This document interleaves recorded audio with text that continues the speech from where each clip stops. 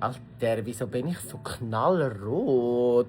Ich sitze so vielleicht 5 Minuten an der Sonne, da unten an diesem gorgeous Fenster. Und jetzt ist es wieder okay. Aber wenn ich so näher komme, ich sehe aus wie eine Tomate. Das ist jedes Mal so. Ich werde nicht zuerst braun, ich werde zuerst rot. Meine Rot ist ja schon meine Lieblingsfarbe, aber gerade so habe ich es nicht gemeint. Egal, wo wir sind, ich habe rote Beeren.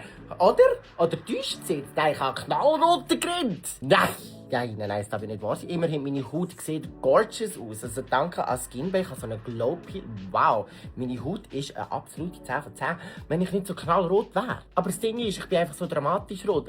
In 10 Minuten ist wieder gut, weißt du?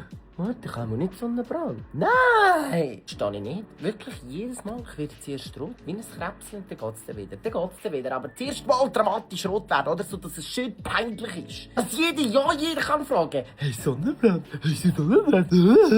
Ja, wenn ich so näher komme, schau mal, das geht voll doof aus. Aber die Haut ist, das Skin ist Skinning. Das ist nicht fettig, das ist einfach schöner Glow. Aber nein.